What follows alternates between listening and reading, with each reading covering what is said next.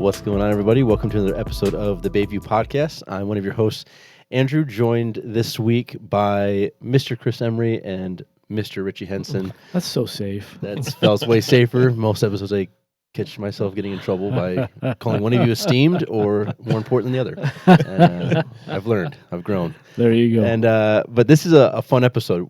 The month of September, so if you're listening later on, the month of September here at Bayview, we call it our Go Month, which is really a big focus on the mission of the church and what the church should be about and what they should be doing. And a big part of that, not only is our local missions and just like the different ministries we're involved in, but then kind of greater global missions. And we're honored today to be joined by missionary John Cox. And he used the term unlikely missionary, but we'll kind of get into that. But man, we're really glad to have you on the show today. Thank you. It's great to be here. Yeah, so John and I really started to get to know each other like maybe even less than a year ago. Yeah. But I was taking a group of students to Guatemala, which is a place that John is at all the time. That's kind of where that's where he's doing his missions work. And so we really met and started to talk in that kind of year of preparation for that trip, and then got to spend a week together in Guatemala, which was an absolute blast. It was a wild week that we had together. But just as we were thinking about, what does it look like for someone to get called into missions work or to go out as a missionary? Your story came to mind. And so I would just love for you to, share with us just as we begin here, like, what did it look like for you to kind of go on your first missions trip? And how did that kind of impact what happened next for you? So, I never saw myself as being a missionary in my life. I've always been a believer. I'd say as I matured in my spiritual walk, I would say I went from believer to more of a Christ follower. But as a missionary, it's really different. You're not a Christ follower so much anymore. You're kind of a worker. And I approach my days like that. When I look back on kind of as being a hospital executive, I focus a lot on heart surgery and the surgical areas. And so I was a pretty goal-driven guy. And somebody who, kept tight control over the areas I worked with. You imagine you deal with a lot of surgeons. You have to have a kind of a strong hand on things, given the personalities and the type of work we do. And like I said, being a missionary, I just saw those people as something I wasn't. I was fortunate to be part of a very strong church in Ohio called Crossroads Church, and they very much prioritized their mission opportunities. So they had strong local missions, strong national missions. Whenever there's a hurricane, literally teams would assemble from that church and head south.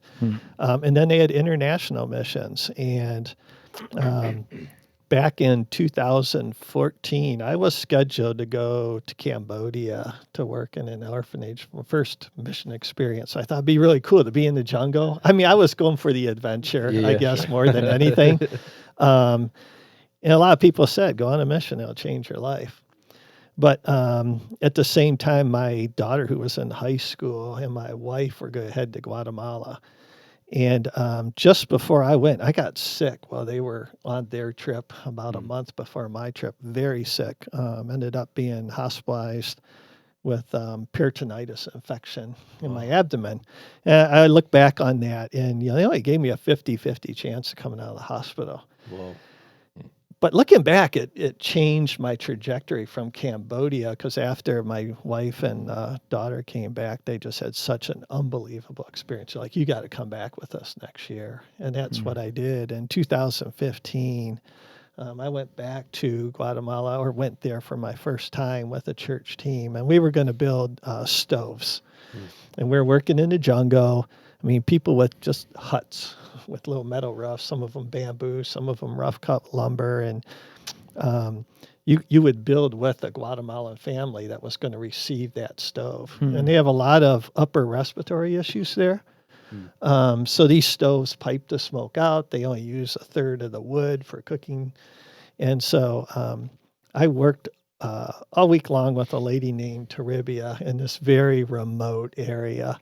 And she didn't speak English, and I didn't speak Spanish at the time. And so we but it just worked out. Yeah. And she outworked me all week long. It was embarrassing. She was my age, probably weighed 80 pounds, but man, a strong woman. It's unbelievable. And in this area, there's no health care, which I found really interesting. I asked people, where do you go? They don't go anywhere. They don't like to leave their villages. People who have gone to hospitals in that area have usually gone because they've waited too long and they die. So the hospitals have a rep that, if you travel an hour and a half to the hospital, a lot of times it's a place of death, not healing. And in these villages, I was working in, particularly this one, they have a 20% mortality rate for children under 5 years old because of malnutrition, no health care. And so at the end of the week, we finished her stove, loaded a pickup truck, drove to where her house was, through a river. It was a blast. All the adventure I was looking for. I mean, literally the week was amazing. And we install her stove in her hut, and then I've got a picture on my phone of us standing by the stove. It was like the highlight of the week. We did this together. Here's her stove. She's going to have a healthier situation where her and the kids aren't breathing smoke. And it's interesting that moment was captured because that was the high point. And then literally a minute later, I walked out of her hut, and here is her 1.5, 2-year-old daughter face down in her own vomit, too weak to lift her head out of it. And, being in hospitals, we have universal precautions, never touch body fluids. I remember I scooped that kid up, and all I could think about was this kid was not going to make it. She wasn't moving. The only thing moving on her was her eyes. She would just blink her eyes as she looked at me. And I'll never forget, I just had almost a rage holding that kid. I mean, I've been around patients that are dying. I prayed with patients that are dying. I've brought people to the Lord that are dying, but never a kid. And man, it just broke me out. People talk about that born again minute. That was mine. God took that little girl, and I remember just holding on to her, looking and just watching her blink, but nothing else moved. The arms didn't move, legs didn't move. And it was awful. And that night, I talked with some of the village leaders, and it's like, I can mix concrete and I can build stoves, but I have access to doctors and nurses. I've never coordinated a medical team that come on a mission like that, but I'm sure I could figure it out. And they said, well, first you got to get permission from the village leadership of these 3 villages. And, they're distrustful. Some of them have not had contact with Americans. This village had, because this nonprofit I work with, Mission Impact, had been doing projects there, but the other 2 villages, no. And so I came back with my wife and daughter about 3 months later, and we started doing these meetings with church leaders in the villages. And each village has a leadership council. And after that, we got the nod to set up medical teams, and so I started recruiting. Very cool. But that was a problem. That church I was going to had over 2,000 people attending every Saturday, Sunday, and I could not get traction, even though I worked in the hospital there, setting up their heart program. And that's really what led me to come to Traverse City. Something got on my heart to come here. And I came from Michigan originally. I was born in Michigan, Southeast Michigan. So I knew Traverse City, but I have to live there. Right. Took a big pay cut to come work for months, and took a pretty big job title change.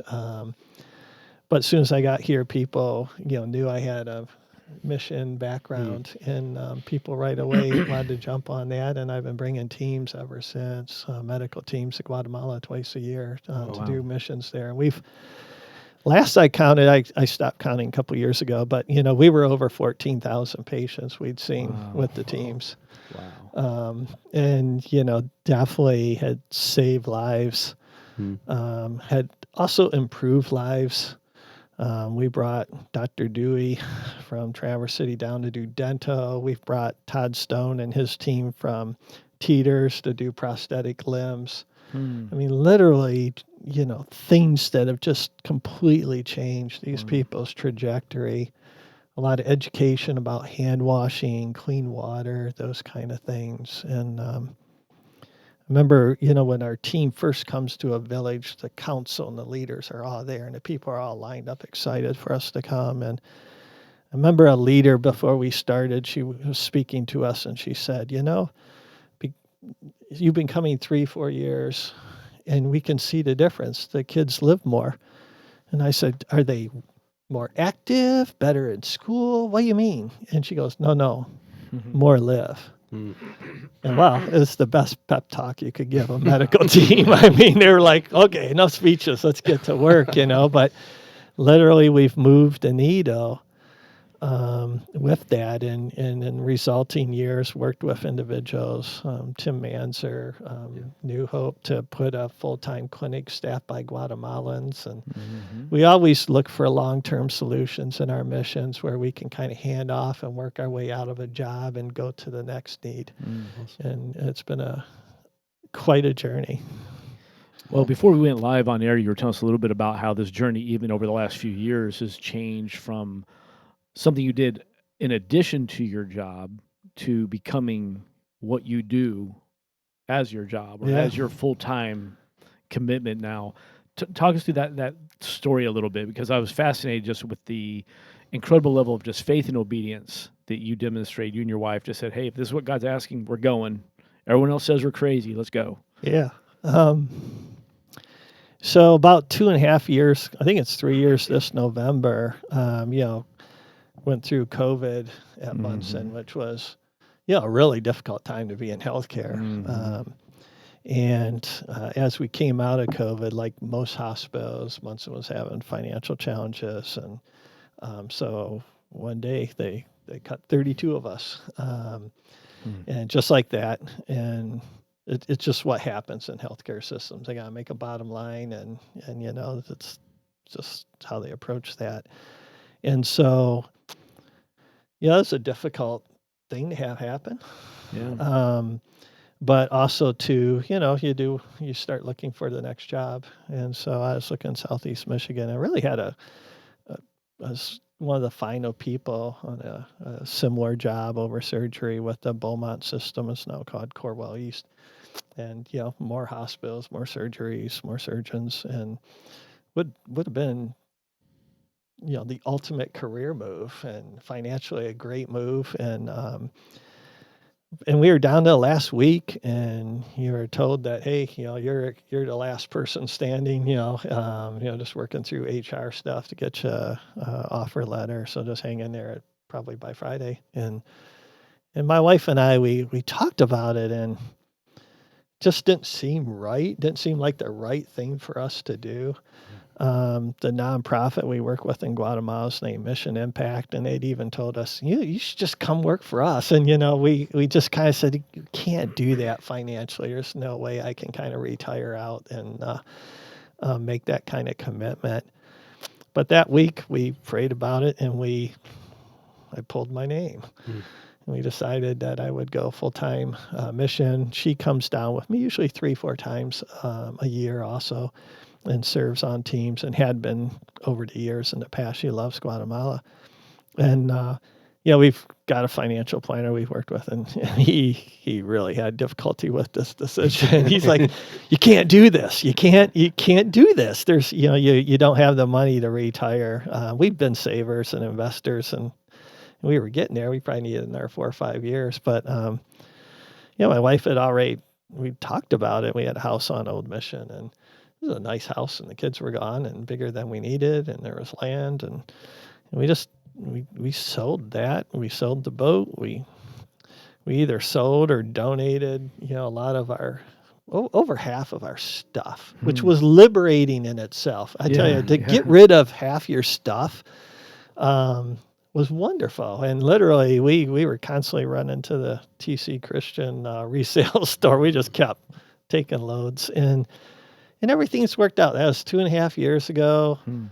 It's worked out fine, we just took those resources and put them in the market, and it just is taking care of us. So, once again, God, he laid it on our heart. And I think it's the longer I go through my Christian journey, one thing I've learned is, I'm trying to learn Spanish so hard. I've been lazy in the early years because I always had translators, and man, this little brain trying to remember verbs in Spanish and such is difficult. But I've kind of found listening to the Lord's like learning Spanish. It takes practice. And the farther you go, the more you hear.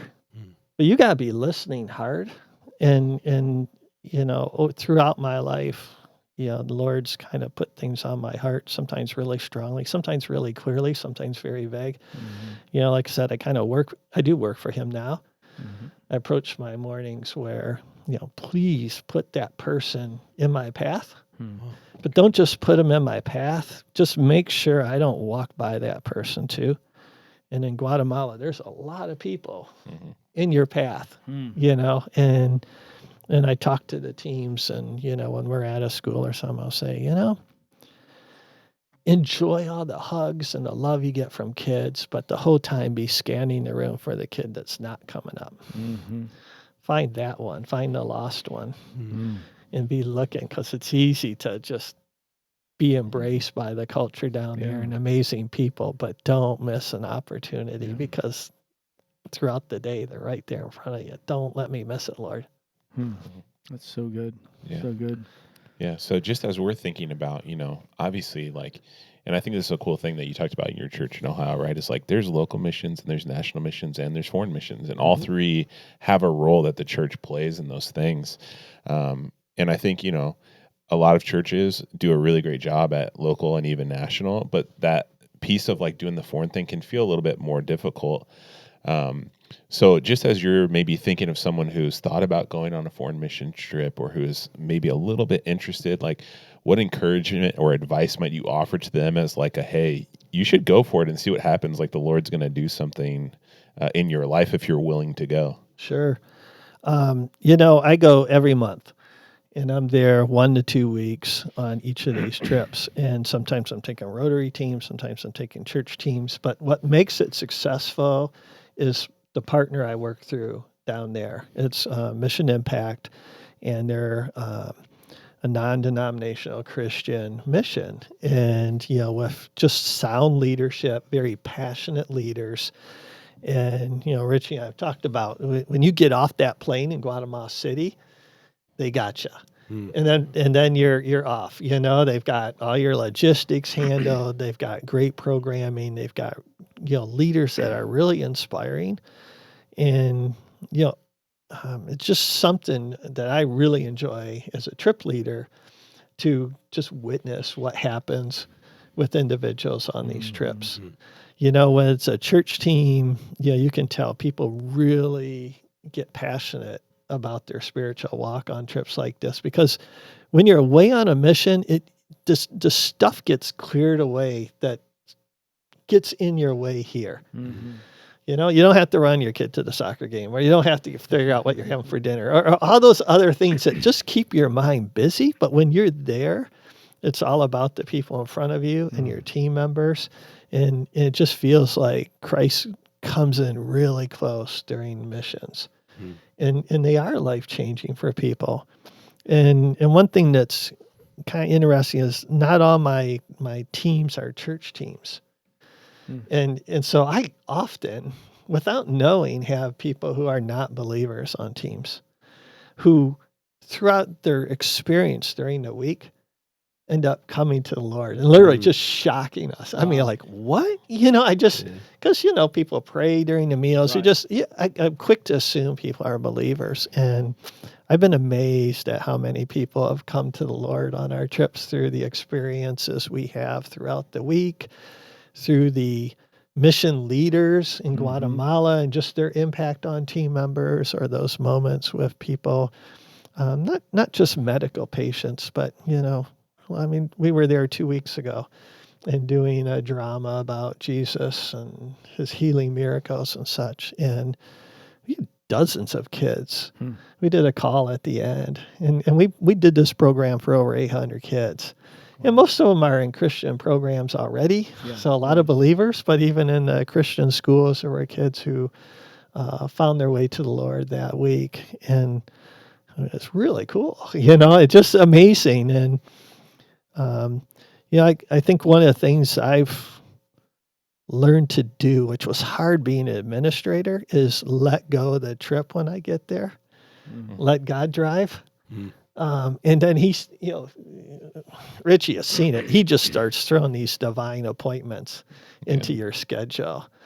And so I always emphasize with teams, hey, if our pickup's at 7:30 and doesn't get there till 8, sometimes there's purpose in that. You should get excited when things don't go as planned. Yeah. I mean, our last trip, things did not go as planned. And we ended up at a girls' shelter for sexually abused kids, girls.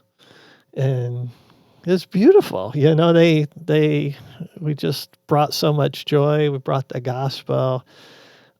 We brought something into their lives, as difficult as they were.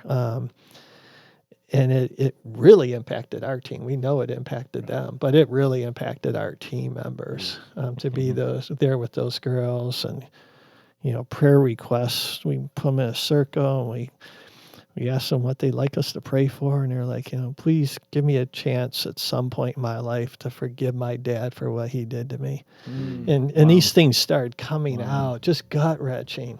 Yeah. And the kids are seeking the path to forgive, but, 12-year-old mom, it just was, but it was beautiful that God steered us to, they were not on our schedule, and we ended up spending an evening with them, and then we went back for a full day later on to just spend more time with them, and they'll be part of some of our mission experiences going forward. So I love God has his plan. I have my schedule, and he kind of throws it out when we get down there, and it loosely mirrors what I wanted to do, but he kind of takes it all over. Yeah. I would say I'm pretty similar in that, right? Like I like to have the schedule.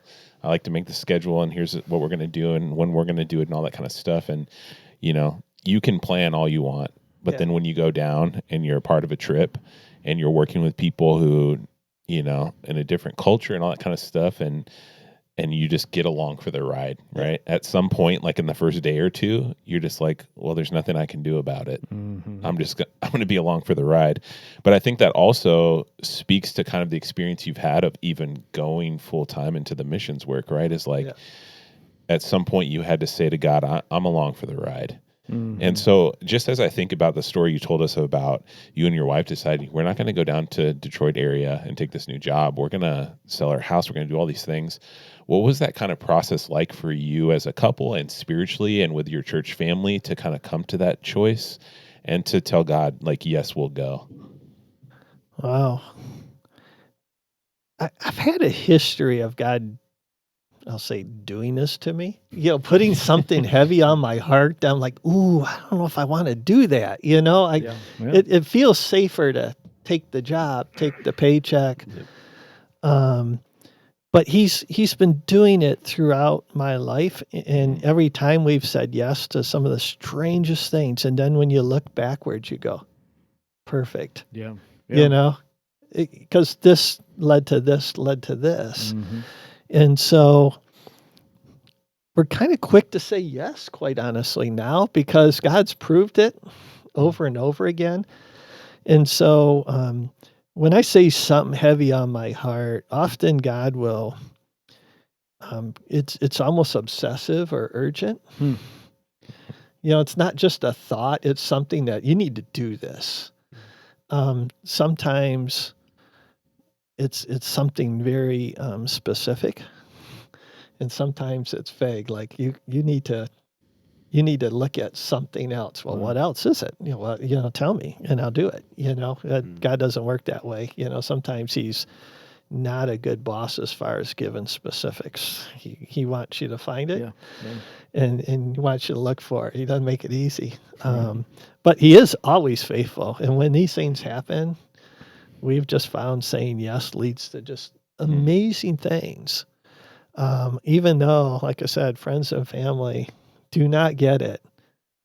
And, but maybe not supposed to, There's different ways to serve. You don't have to just become a missionary to serve. Right. But I think going on a trip's an experience that Christ followers should do at least one, so they can get out of the box and be in I like the third world environments, just because what you can do there is so magnified over what you can do locally or even in the U.S. When you get to Guatemala, Americans are viewed with very high esteem. And a lot of it's because of people who have preceded them, who have, served and helped their community, helped in schools, elevated things. And so you're coming behind them, hopefully to do something similar. And people are like, well, I'm not medical or I'm not a teacher. Just being there encourages people. Just praying with them is so powerful, because they think we have kind of a super prayer almost, because it's coming from an American. Right. And so to be able to see somebody who's going through something difficult and not walk by, and a lot of times people want to walk by because they're uncomfortable because they don't speak the language. But we've got multiple translators amongst our team, so that language is not an issue. And so, like Richie said, that first day or two, you're kind of getting acclimated and getting used to being here and getting over some of your fears. But then once you're in, it's amazing. And it's. I tell people too, some people are like, I'm not comfortable bringing people to the Lord. Well, that's not all there is to it. Right. A lot of these people are already Christian. Yeah. So you're serving brothers and sisters. You're encouraging people who are going through difficult stuff. They recently had a hurricane or an earthquake. And so, those people have gone through some really difficult things. So, you can go down and serve in different ways. We took an emotional trauma team last fall that taught on suicide prevention, alcoholism, emotional trauma, ways to cope with depression, things like that. So there's a lot of ways you can go down and be of help. You don't have to be an expert in something. You just show up and let God just take it, and He will. Yeah. Well, I think I like what you even said about you and your wife. I think that's one of those sticky phrases that we hear about, and that is, you said, well, I guess we're just quick to say yes. And I think that's a big part of obedience in following Jesus, is when He asks, are we quick to say yes? I would imagine most of us hem and haw and debate and weigh the pros and cons, and we have a whole lot of analytics that go into our obedience. Does it fit my timeline? Does it fit my business plan? Does it fit our finances? Does it fit my convenience, my comfort? The list goes on and on and on. And at the end of the day, God's asking for none of that. He's just asking, it's a yes or no question with God. Yeah. I mean, it really is. And I just love that that's the way you phrase that I guess we're just quick to say yes. And that's super, super powerful. It is. I asked good friends in the church, I don't get why God's calling me. I am not the right guy. Yeah. I mean, really, I was in denial for a long time. I mean, I'm a good Christ follower, and I go to church, and I enjoy reading the Bible. But to go to lead missions and be a missionary, that label I never saw in my future. Yeah. And I remember hearing a message at New Hope, and they were the message was about how the Lord came to Moses and said, hey, I want you to lead the people. And he's like, you got the wrong guy. I'm not strong in the word. I mean, I could relate to that whole thing. I like, you got the wrong guy. But over and over again, the situations, God spent my whole life giving me certain talents and certain expertise. I've helped set up 4 open heart surgery programs. And last January, I was in the jungle with the medical team, and I was playing with some kids. And all of a sudden, a 10-year-old girl bent over, out of breath, 10-year-olds don't get out of breath. I'm like, that's strange. And I said, are you all right? She said, yeah.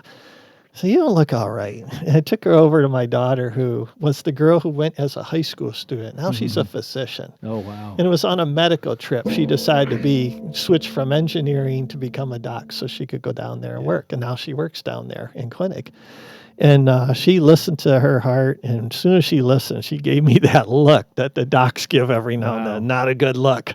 Like, you need to hear this. And she had the loudest murmur I've ever heard. The girl had a hole in her heart. Wow. 10-year-old that had been missed. Wow. And there's no health care that would pick that up anyways. Yeah. But, my background was in this field. And so I knew a lot about that issue. And, we sat down and talked with them. And I thought, wow, God, give me all these years of being involved in heart programs, surrounding with physicians, listening to them talk to patients and explain. Just the right moment and the right guy, to take this little kid. And that's all these other things. Yep, I'm probably still not, I am not as strong in the word as I should be. And not that missionary stereotype guy, but I'm a good relationship person. I say yes, I care about people. And I love to be down there and just waiting for the next divine appointment, the next moment, the little kid sitting over there. What's going on? You know? And you don't need special training to go down there. Yeah. You need to just say yes. Yeah. Well, I think that's pretty much the bulk of what we read in Scripture. Like every well-known character in the Bible was not the right guy or the right woman. No. God never asked for their resume. He never asked for the list of accomplishments or gifts. I don't think Jesus even ever administered a spiritual gifts test to the disciples. Right? I think it was a question. Will you follow me? I mean, it's yes. I mean, that's all he's asking for. See, Isaiah, yes, here I am, Lord, send me. Yeah. And I think that we oftentimes complicate it. We overcomplicate it in church and in religion, and we try to help come in. And I'm not saying none of those tools are helpful by any stretch, but at the core of it, say yes. Yeah. God's got to do the work anyway. Yeah. If you're saying yes and the success rises and falls on your strengths, your gifts, and your talents, it's probably not going to be very good. But if you say yes and it's built on your faith and your willingness to be obedient and let the Lord take the lead, well, then the sky's the limit. Yep. And I think that that's kind of true in any walk of life, particularly as we all explore what is our role in the mission. Because I think one of the things we want to focus on even through the course of this month is everyone is part of the mission. You don't have to go international to be part of the mission. I agree. I think everybody should do at least one short-term mission trip. Yeah. It's life-changing, and it's perspective shifting. Mm-hmm. But I think some people think like, well, I'm not a missionary, so I'm not ... or I'm not a pastor, I'm not ... And I think that that's a huge miss on what we read in the Scripture and what the call is, that we are called to be the church in every walk of life, every occupation, every stage, every season. And so is it a yes or no question? Mm-hmm. Yeah, and I think that's such a big thing that we saw on the trip that we went on this last time, and that you've even brought up here, is this idea that every single day, God's already got someone out there waiting for you to come along and to just be a caring Jesus follower, right? And whatever you need in that moment, God's going to provide what you need to be in that moment with that person. And, we went on this trip expecting we were going to go to this elementary school, Proximus Prox, and we were going to hang out with kids and it ended up being that the team was able to sit with these girls who had some really heavy stuff going on and listen and talk to them about what was going on, pray over them, to share these really deep, special moments that we never planned for. We just showed up saying, okay, whatever it is, we're going to do it. And, that's true whether you're in Guatemala or you're in Traverse City or wherever you're listening from, right? And you live that way even when you're in the States, right? When you're not in Guatemala, and I've seen that in you and experienced that in you personally, even just in our friendship, is when I come and we have a conversation together, whether we're in Guatemala or not, like I can just feel the purposefulness off of you when we talk together. That this conversation has meaning. If it's happening, it has meaning. It does. And that's such a big like mindset shift that God cares about the big moments and the little moments. Every conversation matters to God. Right. Every step I take matters to God. God is at work in all of it and has an opportunity in all of it if I will just watch for it, right? Just be open-minded to it. Mm-hmm. I think about just some team members. Again, if you're somebody thinking and you're like, I don't know what I bring. I remember on one of the medical teams, there was a teenager from Leelanau High School, and she was working a triage table with me and just helping me run patients as we figured out what docs, what's going on. Oh, this person, it's a skin issue, send them to a dermatologist, Mm-hmm. And so her and I were doing this together, and she speaks Spanish much better than I did. And a girl came up, and she was really upset and crying, same age as this girl. And she's like, what hurts? What's the matter? And she said, oh, my mom just died of breast cancer. Mm. Well, this girl's mom had just survived breast cancer after a long fight. And she literally grabbed that girl, and off they went for the next hour and a half. They were just off talking.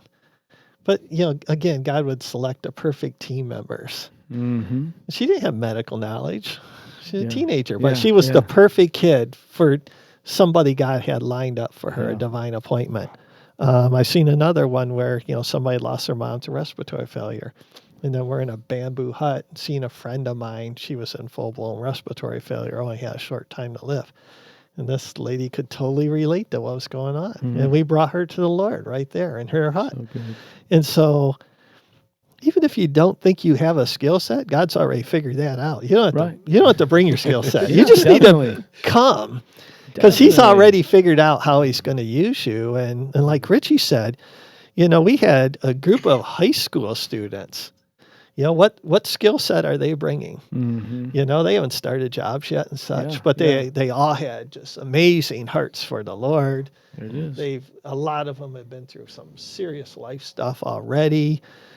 And, I was there the week before, and I work at the school a lot. I do a lot of emotional counseling with girls going through different things.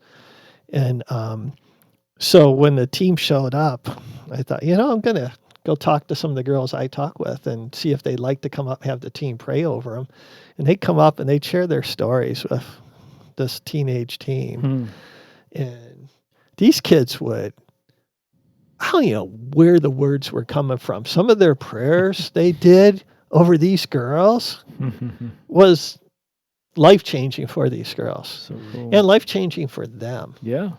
And it was amazing. I mean, this was hardcore pastoral care stuff coming out of teenagers with no training. Wow. But they were the right group that these girls could relate to age-wise. And I was blown away by the week. I mean, I've had some pretty deep emotional weeks. This week with this youth team I just couldn't get over the maturity spiritually they brought to some gut-wrenching. I mean, emotionally, at the end of the day, this team was spent. Yeah. They were just, there were a lot of crying with these kids and hard stuff, but they just rise through it and just bring the most beautiful words of encouragement and prayers to these young girls that were going, one had been raped, 14, different dad situations, alcoholism, just one thing after another. And these kids just took it on. Wow. And I just stepped back and go, man, that's amazing. When they're done, I'd go get another one and say, hey, you want to come up and have the team pray over you? You can share what you want or as little. And, there was a trust factor with me that immediately transferred to this group. Yeah. And so, did they do arts and crafts? Yep. They played with the kids? Yep. That's relationship building. Yeah, sure. And that opens the door to the big conversations. Mm-hmm. Absolutely. And so, again, to just encourage people. There's lots of ways to serve. I love that the church is, promoting this because it is an opportunity for somebody to step up in their faith. Mm-hmm. Even if you do it quietly. Yeah. Sometimes it's just about witnessing. Yeah, totally. You don't do anything. Yeah. just show up and watch God work through others and people around you, and that's pretty powerful right there on a trip, and it's life-changing to see the Lord working right before your eyes. That's so good.